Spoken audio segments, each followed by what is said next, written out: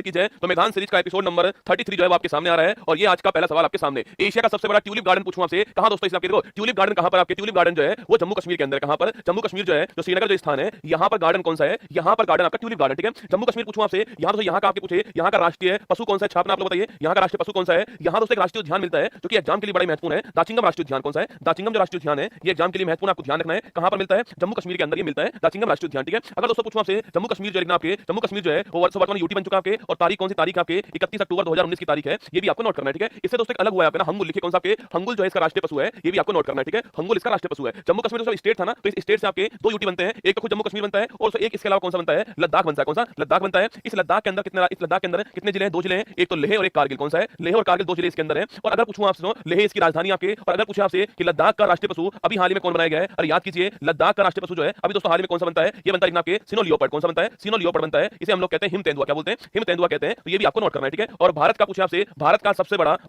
बड़ा राष्ट्रीय उद्यान जो है पूछा आपसे, सबसे बड़ा राष्ट्रीय उद्यान कौन सा है, वो है हेमिस राष्ट्रीय उद्यान। और ये हेमिस नेशनल पार्क कहां पर है, यह लेह लद्दाख के अंदर है, ये भी आपको नोट करना है, ठीक है। तो जम्मू कश्मीर और लद्दाख के बारे में सारी बात सुनो। जम्मू कश्मीर के बारे में पूछा आपसे, इसका जो इतिहास है वो इतिहास कौन सी पुस्तक में लिखा हुआ है, वो लिखा हुआ है राजतरंगिणी। कौन सी राजतरंगिणी जो पुस्तक इसमें लिखा हुआ है, और यह पुस्तक किसकी है, कल्हड़ की पुस्तक है, ये भी आपको ध्यान रखना है, ठीक है। तो कल्हड़ साहब की जो पुस्तक राजतरंगिणी थी उसके अंदर इसका इतिहास लिखा हुआ है ना। आगे बढ़िए, क्वेश्चन नंबर 2, उपराष्ट्रपति के निर्वाचन में कौन कौन दोस्तों भाग लेता है। अच्छा आप मुझे बताओ, तो राष्ट्रपति जो है ना, देखो एग्जाम में पॉलिटी में ना राष्ट्रपति उपराष्ट्रपति में से ये सवाल बड़ा ही महत्वपूर्ण सवाल, ठीक है। अगर पूछूं आपसे राष्ट्रपति चुनाव में कौन कौन भाग लेता है, ये आर्टिकल आपके 54 में लिखा हुआ है निर्वाचन मंडल के बारे में, और इसमें लिखा हुआ है कि इलेक्टेड एमपी और आपके इलेक्टेड एमएलए जो है वो इसमें भाग लेते हैं। आपको याद होगा कि इलेक्टेड एमपी और इलेक्टेड एमएलए जो है वो किसमें भाग लेते हैं, वो आपके राष्ट्रपति चुनाव के अंदर भाग लेते हैं, ठीक है। पर दोस्तों अगर पूछा आपसे जो उपराष्ट्रपति हमारे जो वाइस प्रेसिडेंट है इनका जो इलेक्शन होता है इसमें कौन भाग लेते हैं, इसमें जो संसद जो है संसद के सभी मेंबर जो है वो इसमें भाग लेते हैं, ठीक है। संसद के सभी मेंबर भाग लेते हैं, मतलब दोस्तों आपके चाहे एमपी इलेक्टेड हो और चाहे एमपी आपके नॉमिनेटेड हो, दोनों एमपी इसमें भाग लेने वाले हैं। पर दोस्तों इसमें एमएलए भाग नहीं लेंगे ना, इसमें एमएलए भाग लेते हैं, इसमें एमएलए भाग नहीं लेंगे, इसमें दोस्तों आपके केवल इलेक्टेड भाग लेते हैं। और इसमें क्या है, इलेक्टेड के साथ में आपके जो नॉमिनेटेड होंगे वो भी भाग लेने वाले हैं। ये दोनों पॉइंट आपको ध्यान रखना है, ठीक है। राष्ट्रपति उपराष्ट्रपति चुनाव।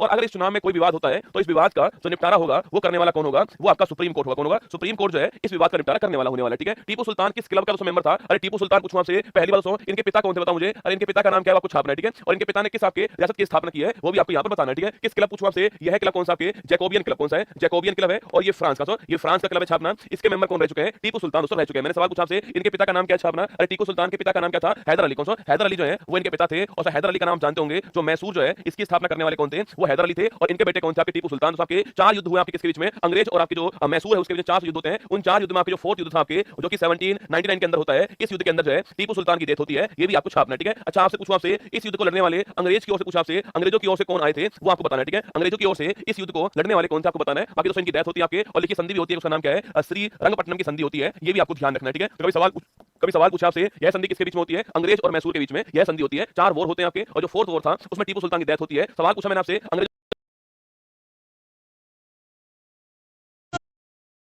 यहां से अंग्रेजों की ओर से थे, ये आपको नोट करना है, ठीक है। महत्वपूर्ण सवाल एग्जाम के लिए। जंतु जगत का सबसे बड़ा संघ पूछूं आपसे, फाइलम कौन सा आपके, पहली बात दोस्तों आपके जंतु जगत जो है इसका वर्गीकरण पूछूं आपसे, अरे इसका पंच जगत वर्गीकरण करने वाला कौन था, वो थे वीटकर साहब। कौन थे, वो वीटकर साहब थे, इनका नाम भी आपको छापना है, ठीक है। और वो 5 आपके जगत कौन कौन से आपके, अरे याद कीजिए कौन कौन से आपके पूछा आपसे, मोनेरा लिखना आपके, मोनेरा प्रोटिस्टा। कौन सा है, मोनेरा प्रोटिस्टा। इसके अलावा कवक लिखिए, कवक हो गया है, एक आपके एनिमल हो गया, एक एनिमल हो गया है, और एक प्लांट हो गया, ठीक है। तो ये 5 आपके हो चुके हैं, मोनेरा प्रोटिस्टा, कवक, एनिमल और आपके कौन सा प्लांट हो चुका है। सवाल पूछा आपसे सबसे बड़ा संघ कौन सा आपके, वो आर्थ्रोपोडा है। कौन सा है, आर्थ्रोपोडा है, जिसमें आपके ये मच्छर मक्खी आते हैं ना, ये आपके संघ जो है जिसमें इंसेक्ट आते हैं, इंसेक्ट आते हैं, कीट जो आते हैं ना, मच्छर मक्खी जो है वो इसी के अंदर आते हैं। तो आर्थ्रोपोडा लिखिए आपकी सबसे बड़ा कौन सा है, वो आर्थ्रोपोडा है। बाकी 5 जगत में पूछूं आपसे तो मोनेरा प्रोटिस्टा, कवक, एनिमल, प्लांट, ये 5 है। और ये देने वाला कौन था, वीट का साथ देने वाला, ये भी आपको नोट करना है, ठीक है। आगे देखिए ओलेरी कल्चर का संबंध पूछूं आपसे, ओलेरी क्या लेरी, सब्जी लेरी, ठीक है। तो सब्जी जो है इससे संबंधित पूछूं आपसे कौन सा है, ओलेरी कल्चर छापना वेजिटेबल्स के लिए होता है, ओलेरी कल्चर, ठीक है। ओलेरी क्या लेरी, सब्जी लेरी, ठीक है। तो ओलेरी कल्चर सब्जी के लिए होता है। बाकी तो आपको याद ही होगा, अरे वीटी कल्चर पूछूं आपसे, वीटी कल्चर लिखिएगा, इसके अलावा वर्मी कल्चर लिखिए, वीटी कल्चर लिखिए, वर्मी कल्चर लिखिए आप लोग जाके, इसके अलावा एपी कल्चर लिखिएगा, एपी कल्चर लिखिएगा इसके अलावा, और इसके अलावा लिखिए सीरी कल्चर लिखिए, सीरी कल्चर जो होता है, ये 4 नाम और लिख लीजिए आप ना फटाक से। देखो वीटी कल्चर पूछूं आपसे, एक हॉर्टिकल्चर लिख लीजिए ना, हॉर्टिकल्चर जो है ये भी आप यहां पर नोट कर लीजिए ना। देखिए विटिकल्चर पूछा आपसे, और विटिकल्चर किसके लिए, अंगूर के लिए, ठीक है, अंगूर के लिए ना। वर्मीकल्चर पूछा आपसे, ये केचुआ के लिए, ठीक है, अर्थवर्म केचुआ के लिए ना। एपीकल्चर किसके लिए, ये मधुमक्खी कीट पालन के लिए, ठीक है। इसके अलावा सीरीकल्चर पूछा आपसे, ये रेशम के लिए, ठीक है। और हॉर्टिकल्चर पूछा आपसे, ये बागवानी हो गया। तो ये भी आपको ध्यान रखना है, viticulture, vermiculture, apiculture, sericulture, horticulture और ओलेरीकल्चर जो है सब्जी के लिए होता है, मैंने लिखा दिया आपको ना। राष्ट्रपति को शपथ कौन दिलाता था, पहली बात तो शपथ जो है इसका उल्लेख कहां पर है, इसका उल्लेख देखो, अगर पूछे आपसे शपथ की बात करूं आपसे, इसका उल्लेख हमारे संविधान की जो अनुसूची नंबर 3 जो है ना इसमें इसका उल्लेख है, ठीक है। शपथ का उल्लेख यहां पर है। अधिकांश की शपथ यहीं पर है, मिनिस्टर हो, एमपी हो, सबकी शपथ जो है वो यहाँ पर उसका उल्लेख है। पर जो 3 लोगों की शपथ जो है उसका उल्लेख यहाँ पर नहीं है, राष्ट्रपति, उपराष्ट्रपति और राज्यपाल, इसका उल्लेख यहाँ पर नहीं किया गया। ठीक है, आप पूछोगे फिर सर इनका उल्लेख कहाँ पर है? इनका दोस्तों उल्लेख जो है वो इन्हीं का आर्टिकल में, इन्हीं का जो आपके अनुच्छेद है वहां पर इनका उल्लेख किया गया है। जैसे आप राष्ट्रपति का उल्लेख कहां पर है? आर्टिकल नंबर 60 के अंदर जो है राष्ट्रपति का उल्लेख है। ठीक है, इसकी बात करूं आपसे, उपराष्ट्रपति का उल्लेख कहां पर है? आर्टिकल नंबर 69 है, वहां उपराष्ट्रपति का उल्लेख है। ठीक है, और राज्यपाल पूछूं आपसे, आर्टिकल नंबर 159 जो है वहां पर राज्यपाल का उल्लेख है। ठीक है, तो 60, 69 और 159 आपके ये 3 आपके शपथ का उल्लेख हो गया। ठीक है, इनको पूछूं आपसे, इनको शपथ दिलाने वाला कौन होगा? तो भारत का मुख्य न्यायाधीश होगा। कौन? आपके चीफ जस्टिस ऑफ इंडिया जो है वो इनको दिलाएगा। ठीक है, तो इनकी बात करूं मैं आपसे, उपराष्ट्रपति इनको शपथ दिलाने वाला कौन होता है? तो भारत के जो राष्ट्रपति होते हैं वो शपथ दिलाएंगे इनको। ठीक है, और इनको दिलाने वाला कौन होगा? आपके इनको दिलाने वाला जो आपके मुख्य न्यायाधीश होंगे हाई कोर्ट का, जिस आपके राज्य के अंदर होंगे उस राज्य के अंदर जो मुख्य न्यायाधीश होंगे हाई कोर्ट के वो दिलाने वाले हैं। ये तीनों पॉइंट भी आपको नोट करना है। ठीक है, राष्ट्रपति आर्टिकल 7, उपराष्ट्रपति आर्टिकल 69 और राज्यपाल आर्टिकल नंबर 159 आपके यहाँ मुख्य न्यायाधीश भारत के यहाँ राष्ट्रपति दिलाएंगे, और यहाँ पर जो हाई कोर्ट है उसके जो मुख्य न्यायाधीश है वो दिलाने वाले। ठीक है, आगे देखिए, मायोपिया के इलाज में कौन सा लेंस काम में दोस्तों आता है? देखो लेंस पूछूं आपसे, एक लेंस होता है कौन सा? कॉनकेव लेंस होता है। ठीक है, और एक होता है कॉन्वेक्स लेंस होता है ना। कॉनकेव का मतलब क्या होता है? अवतल लेंस होता है। ठीक है, और एक आपके कॉन्वेक्स आपके ये उत्तल लेंस, कौन सा? उत्तल लेंस होता है। ठीक है, जो अंदर से धंसा हुआ होता है वो अवतल लेंस होता है। ठीक है, जो उभरा हुआ होता है वो उत्तल लेंस होता है। सवाल पूछा है यहाँ पर जो मायोपिया दोस्तों आपकी, इसके इलाज की बात करूं आपसे, देखो मायोपिया मतलब हो गया क्या आपके? इसका अर्थ हो गया है निकट दृष्टि दोष। क्या हो गया इसका अर्थ? निकट दृष्टि दोष इसका अर्थ हो गया है, और इसका मतलब हो गया है कि दूर की वस्तु जो है वो साफ नहीं दिखाई देती है, वो होता है मायोपिया। ठीक है, तो मेरे जो लेंस लगा हुआ है ना, इसमें जो मेरे लेंस लगा हुआ है वो आपकी यही वाला लेंस है। कौन सा? Concave lens. ठीक है, तो जो मायोपिया रोग है इसमें लेंस कौन सा लगता है? आपके कॉनकेव लेंस लगेगा इसके अंदर। जो मेरा वाला लेंस आपके वही आपके मायोपिया लेंस है। ठीक है, और यहाँ पूछूं आपसे, यहाँ छाप रहा आपके, यहाँ पर कौन सा है? यहाँ पर होता है दूर दृष्टि दोष। कौन सा होता है? जब पास की वस्तु नहीं दिखाई देती है, बुढ़ापे में जो लगेगा आपको, कौन सा? यही आपके, इसको बोलते हैं हाइपरमेट्रोपिया। क्या बोलते हैं? इसे बोलते हैं हाइपरमेट्रोपिया। कभी-कभी दोस्तों आपसे ना ये हिंदी वाला नाम नहीं पूछता है। ठीक है, आपसे ये पूछता है मायोपिया का मतलब क्या है, ये पूछता है आपसे ना, तो इंग्लिश में भी लिख लेना ना। तो निकट दृष्टि दोष को मायोपिया बोलते हैं ना, इसको मायोपिया बोलते हैं। और ये वाला क्या बोलते हैं? इसको बोलते हैं दूर दृष्टि दोष। क्या बोलते हैं? इसको बोलते हैं हाइपरमेट्रोपिया। तो इनका इंग्लिश वाला नाम भी आपको लिख लेना है। ठीक है, अगर आप हिंदी मीडियम से हैं तो ये इंग्लिश वाला नाम जो है, कभी-कभी एग्जाम वाला ऐसे पूछता है आपसे कि मायोपिया में कौन सा लेंस आएगा, तो आपको ऐसे लिख लेना है। ठीक है, हाइपरमेट्रोपिया ये आपके कॉन्वेक्स लेंस आएगा। ठीक है, और मायोपिया की बात करूं आपसे तो इसमें कॉनकेव आने वाला, ध्यान रखना है ना। आगे बढ़िएगा, लाल कुर्ती दल दोस्तों पूछा आपसे, इसका नेता कौन? आपके अरे बताइए रसगुल्ला, अगर पूछूं आपसे लाल कुर्ती दल जो है इसका नेता कौन था? खान अब्दुल गफ्फार खान। कौन था? खान अब्दुल गफ्फार खान जी जो है वो इसके नेता थे। ठीक है, इनके बारे में आप जानते हो क्या? भारत में 2 विदेशी हमने जिनको आपके भारत का हाईएस्ट अवार्ड दिया है, एक का नाम तो क्या है? खान अब्दुल गफ्फार खान है, और एक का नाम क्या है? नेल्सन मंडेला है। अच्छा, इनकी पुस्तक का नाम किसको याद बताओ? जो मंडेला साहब है, इनकी तो बड़ी फेमस पुस्तक है, उसका नाम क्या है? आपको छापना है। ठीक है, ये साउथ अफ्रीका रहने वाले थे, तो गफ्फार खान जी और मंडेला साहब जो है ये 2 विदेशी का नाम आप जानते होंगे। ठीक है, इस दल को क्या बोलते हैं? इस दल का एक नाम हो रहा है आपके, और वो है खुदाई खिदमतगार। क्या है? खुदाई खिदमतगार भी है, खुदा के बंदे। ठीक है, खुदाई खिदमतगार भी नहीं कहते हैं, या फिर खुदा के बंदे कहते हैं, इनका भी नाम आपको ध्यान रखना है। ठीक है, और जो ये बंदा है आपको, इन्हें बोलते हैं सीमांत गांधी। क्या बोलते हैं? फ्रंटियर गांधी कहते हैं, सीमांत गांधी कहते हैं, ये भी आपको नोट करना है। ठीक है, तो सीमांत गांधी, खान अब्दुल गफ्फार खान, लाल कुर्ती दल, खुदाई खिदमतगार, ये चारों क्वेश्चन आपको नोट करने हैं। A long walk to freedom पूछूं आपसे, मंडेला साहब जो है इनकी पुस्तक का नाम क्या है? A long walk to freedom जो है, a long walk to freedom जो है ये इनकी पुस्तक का नाम है, आपको नोट करना है। ठीक है, a long walk to freedom. आगे देखिएगा, नेक्स्ट क्वेश्चन आपके सामने, पहला कॉमनवेल्थ गेम जो है वो कहां दोस्तों आयोजित हुआ? अच्छा, एक बार आप क्या करिए, आप यहीं पर लिख लीजिए कि एशियन गेम्स पहली बार कहां एशियन गेम्स पहली बार कहां हुआ है, ओलंपिक जो है ये पहली बार कहां पर हुआ है, और आपका जो कॉमनवेल्थ गेम्स है ये पहली बार कहां पर हुए हैं, इन तीनों के बारे में आप लिख लीजिए। ठीक है, पहले दोस्तों आप लिखिए यहां पर ये पहली बार कब हुए। ठीक है, पहली बार कब हुए। ठीक है, इसके बाद दोस्तों अभी हाल ही में नवीनतम नंबर वाले कौन से थे। ठीक है, और इसके बाद भविष्य में कहां पर होंगे, ये तीनों क्वेश्चन आप साथ में नोट कीजिए ना। देखो पहली बात पूछा आपसे, एशियन गेम्स जो है वो पहली बार कहां पर होते हैं? यह पहली बार जो है वो भारत के अंदर नई दिल्ली के अंदर होते हैं पहली बार। ठीक है, और कब हुए थे? 51 के अंदर पहली बार हुए थे, दिल्ली के अंदर पहली बार इनका आयोजन हुआ है। ठीक है, अब ओलंपिक की बात करूं आपसे, ओलंपिक पहली बार कब होते हैं? ये 1896 के अंदर आपके जो एथेंस स्थान है यहां पर पहली बार हुए, ग्रीस के अंदर। ठीक है, और सवाल पूछूं आपसे, कॉमनवेल्थ जो गेम आपके इस कॉमनवेल्थ गेम्स का पहली बार आयोजन कब होता है? अरे कॉमनवेल्थ गेम्स पहली बार आपके 1930 के अंदर होते हैं। ठीक है, अब बताओ कमेंट बॉक्स में 1930 के अंदर कॉमनवेल्थ पहली बार कहां पर? हैमिल्टन का, जो हैमिल्टन जो कनाडा के अंदर है यहां इनका आयोजन हुआ। ठीक है, तो हैमिल्टन के अंदर जो है कॉमनवेल्थ गेम्स पहली बार जो है 1930 के अंदर होते हैं। अब आपके नवीनतम की बात करूं आपसे, अभी हाल में कहां आपके, अभी हाल में जो है वो एशियन गेम्स कहां पर हुए थे आपके? ये हुए थे चीन के अंदर। कहां पर? हवांगो स्थान। कहां पर? जो हवांगो स्थान है यहां पर हुए। ठीक है, इनकी दोस्तों बात करूं आपसे, देखो अभी हाल में टोक्यो जो हुआ है यहां पर आपके 32वें नंबर का आयोजन किया गया। ठीक है, और कॉमनवेल्थ बात करूं आपसे, अभी दोस्तों हाल में 22वां नंबर जो कहां पर हुआ है? ये बर्मिंघम के अंदर। कहां पर? बर्मिंघम के अंदर जो है अभी हाल में हुआ है, ये भी आपको छापना इंग्लैंड के अंदर। ठीक है, अब सवाल दोस्तों नया का कहां पर होने वाला है? जो अगला जो होगा वो कहां पर दोस्तों होने वाला छापना, तो नेक्स्ट होने वाला आपके वो जापान में। ठीक है, एशियन गेम्स नेक्स्ट कहां पर होगा आपके? ये जापान के अंदर होगा। ठीक है, और जो ओलंपिक होने वाला आपके ये पेरिस के अंदर इस साल होने वाला है ना, पेरिस में इस साल होने वाला है। ठीक है, और कॉमनवेल्थ होगा आपके ये 26 के अंदर होगा लिखना, और कहां पर होगा? ऑस्ट्रेलिया के अंदर होने वाला है, ये आपको नोट करना है। ठीक है, ये एक सवाल मैंने आपको इतनी सारी जानकारी एक सवाल लिखा दिया है, इससे क्रम आपके दिमाग में रहेगा भाई ये पहली बार कहां हुए, अभी कहां हुए और आगे कहां पर होने वाले, आपको ध्यान रखना है। ठीक है, चलिए नेक्स्ट सवाल आपके सामने वही है, विशेष आहरण अधिकार में कौन सी मुद्रा शामिल दोस्तों होती है? और स्पेशल ड्राइंग राइट्स इसे बोलते हैं, स्पेशल ड्राइंग राइट्स कहते हैं। आप जानते हो इसका संबंध किससे होता है? आईएमएफ जो है संबंधित इससे,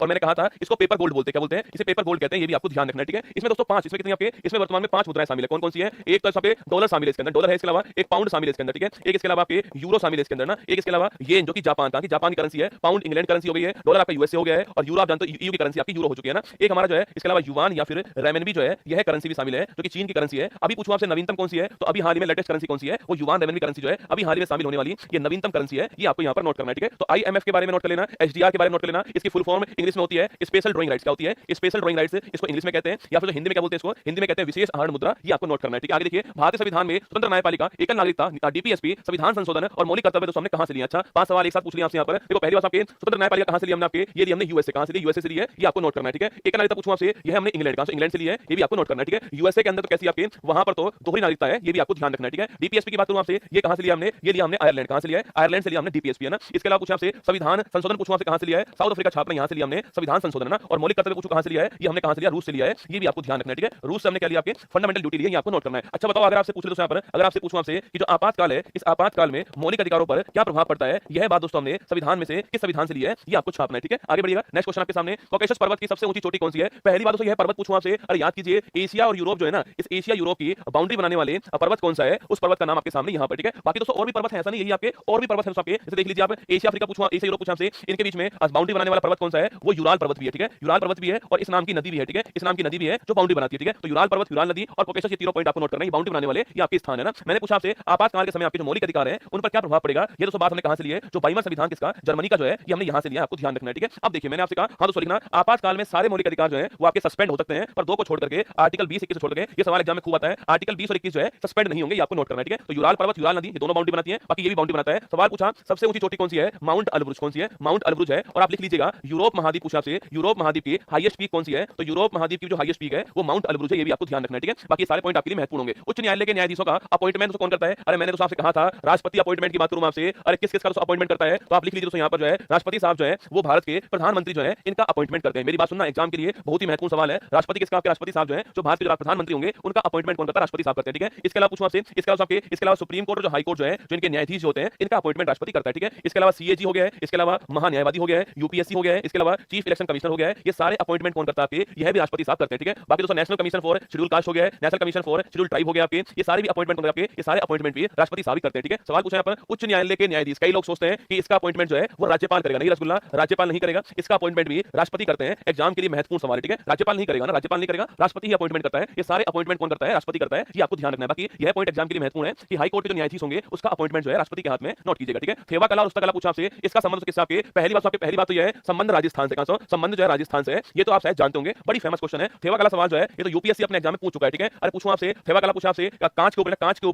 के ऊपर सोने की नक्काशी, क्या है, कांच के ऊपर सोने की जो नक्काशी होती है इसको बोलते हैं थेवा कला, ठीक है। थेवा कला किसको बोलते हैं, साउथ राजस्थान के अंदर ज्यादा होती है, कांच के ऊपर सोने की जो नक्काशी होती है उसको थेवा कला बोलते हैं, राजस्थान की फेमस है ना। उस्तकला पूछो तो आपसे, ये तो बीकानेर के अंदर होती है राजस्थान में, और यह जो है अभी हाल ही में इसको अभी तो सालिम जीआई टैग मिला इसको, ऊंट के ऊपर जो पेंटिंग होती है ना, चित्रकारी जो होती है उसे हम बोलते हैं कि उस्तकला कहते हैं, ठीक है। तो ऊंट के ऊपर पेंटिंग उस्तकला होती है, और राजस्थान प्रतापगढ़ जो है यहाँ पर छापना, यहाँ पर जो है कांच के ऊपर सोने की नक्काशी होती है, इसे क्या बोलते हैं, थेवा कला कहते हैं, आपको ध्यान रखना, ठीक है। संबंध राजस्थान से दोनों का है, आपको ध्यान रखना है ना। आगे देखिए, टोमान, टका और रूबल पूछूं आपसे, किस देश की मुद्रा है। देखो रूबल की बात करूं आपसे, बताओ मुझे रूबल किसकी मुद्रा है, टका की बात करूं आपसे, टका होगी बांग्लादेश है ना, ये तो आप जानते होंगे शायद ना, टका बांग्लादेश है। ये टोमान वर्तमान में बड़ी महत्वपूर्ण है ना, टोमान जो है ये वर्तमान में महत्वपूर्ण होने वाली है कि टोमान किस देश की मुद्रा है, टोमान लिखना ईरान किसकी, टोमान जो है ईरान की करेंसी है, ये आपको नोट करना है, ठीक है। टोमान ईरान करेंसी हो गई है, टका बांग्लादेश करेंसी हो चुकी है, और जो रूबल लिखना आपके, रूबल आपके रूस की करेंसी है, ये आपको नोट करना है, ठीक है। तो टोमान करेंसी किसकी, टोमान ईरान की है, एग्जाम के लिए महत्वपूर्ण सवाल, ठीक है। टका बांग्लादेश की है, रूबल रूस की है, तो आप जानते होंगे, पर टोमान ईरान की आपको ध्यान रखना है ना। आगे देखिए, मानव शरीर की रासायनिक प्रयोगशाला कौन सी होती है आपके, मतलब मानव शरीर की आपके केमिकल लैब कौन सी होती है, वो होती है लीवर, कौन सी होती है, लीवर या फिर इसे यकृत कहते हैं हम लोग, ये आपके जो मानव शरीर है उसकी आपके केमिकल लैब होती है। और लिखा आपके, अगर पूछूं आपसे सबसे बड़ी ग्रंथि कौन सी है, तो मानव शरीर की आपके सबसे बड़ी ग्रंथि कौन सी होती है, लीवर होती है, ठीक है। अच्छा अंग पूछूं आपसे, मानव का सबसे बड़ा अंग कौन सा होता है, ऑर्गन कौन सा होता है, ये आपको बताना है, ठीक है। सबसे बड़ी ग्रंथि पूछूं आपसे कौन सी है, वो लीवर होती है, ठीक है। सबसे बड़ी ग्रंथि तो आपकी लीवर होती है। और पूछूं आपसे,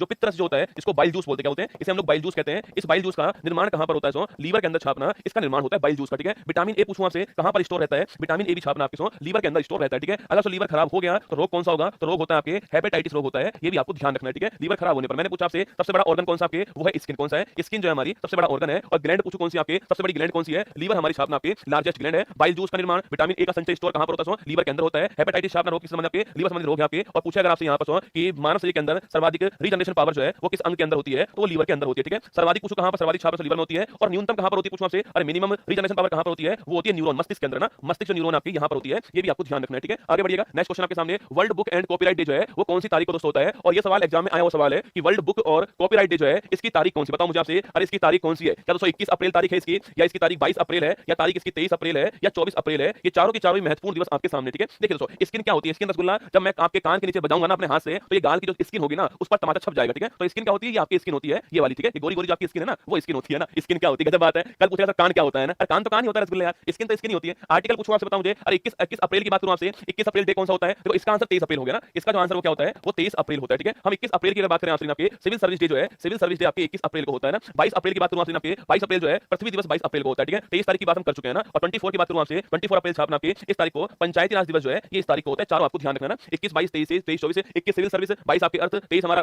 कॉपीराइट डे और 24 हमारा पंचायती राज दिवस, ठीक है। मराकाई वो झील पूछूं आपसे कहां पर सो, अरे मराकाई वो झील बताओ कहां पर है, अरे मराकाई वो जो झील है उसकी लोकेशन पूछूं आपसे कहां पर है, उस देश का नाम क्या है, ये आपको कमेंट बॉक्स में छापना है। मराकाई वो झील जो है इसकी लोकेशन क्या है, कमेंट बॉक्स में बताइए आपके मराकाई वो झील की जो लोकेशन है वो कौन सी आपको बताना है, ठीक है। ये हमारा साउथ अमेरिका महाद्वीप आपको यहाँ पर दिखाई दे रहा है, ठीक है। यहाँ तो देश कौन सा आपके, यहाँ देश आपका ब्राजील आपको मिलेगा, ठीक है। और यहाँ एक देश कौन सा है, इसका नाम है वेनेजुला, क्या नाम है इसका नाम, इसका नाम है वेनेजुला, ये देश भी आपको यहाँ पर मिल जाएगा, ठीक है। साउथ अमेरिका महाद्वीप में आपको वेनेजुला मिल जाएगा। और यहीं पर पूछा आपसे, यहीं दोस्तों एक झील कौन सी आपकी, यहीं पर एक झील कौन सी है, वो है मराकाई वो झील कौन सी है, मराकाई वो झील है जो कि इस महाद्वीप की है ना, क्योंकि साउथ अमेरिका जो महाद्वीप है इसकी सबसे बड़ी झील है, ये भी आपको नोट करना है, ठीक है। साउथ अमेरिका महाद्वीप की सबसे बड़ी झील जो मराकाई वो झील है वो आपके कहां पर, वो आपके जो वेनेजुला देश है वहां पर स्थित है, ये आपको नोट करना है, ठीक है। अगर पूछूं आपसे इस देश की करेंसी कौन सी आपके सो, बोलीवर करेंसी इस देश की, ठीक है। और यहीं पर घास का मैदान कौन सा है, लानोज घास का मैदान आपके, और यहीं आपके दोस्तों आपके यहीं एक आपके वाटरफॉल है जिसका नाम है एंजल वाटरफॉल, जो कि पूरे विश्व का सबसे बड़ा वाटरफॉल है, ये भी आपको ध्यान रखना है, ठीक है। बाकी वेनेजुला हमारा करेक्ट दोस्तों आंसर हो गया। यहां पर आपके झील लिखना आपके वेनेजुला के अंदर, लानोज घास का मैदान यहीं पर है, और आपके वाटरफॉल की बात करूं आपसे, एंजल वाटरफॉल भी आपको यहीं पर मिल जाएगा, ठीक है। ब्रिक्स के पूछे आपसे न्यूनतम, ब्रिक्स के नवीनतम, ब्रिक्स के जो नवीनतम 5 देश हैं वो कौन कौन से हैं जो अभी हाल ही में शामिल हुए, ठीक है। देखो ब्रिक्स का नाम पूछा आपसे, ब्राजील, रसिया, इंडिया, चाइना, साउथ अफ्रीका, दोस्तों ये आपके इसका नाम हो गया ब्रिक्स। इसमें अभी हाल ही में 5 देश शामिल हुए हैं ना, कौन कौन से 5 देश शामिल हुए हैं, एक तो ईरान शामिल हुआ है, ठीक है। एक आपके जो सऊदी अरेबिया है, सऊदी अरब जो है वो शामिल हुआ है ना, एक यूएई शामिल हुआ है, ठीक है। एक आपके जो है इसके अलावा छापना एक इथोपिया शामिल हुआ है इसमें ना, इथोपिया शामिल हुआ है, और एक इसके अलावा छापना ईरान, सऊदी अरब, यूएई, इथोपिया, एक देश और बताओ कौन शामिल हुआ आपके, और बताओ ईरान, आपके इजिप्ट जो है, मिस्र जो है वो शामिल हुआ है, ठीक है। तो ये 5 देश शामिल हुए, एक देश ने मना कर दिया, वो देश कौन सा, वो देश आपके अर्जेंटीना देश जो है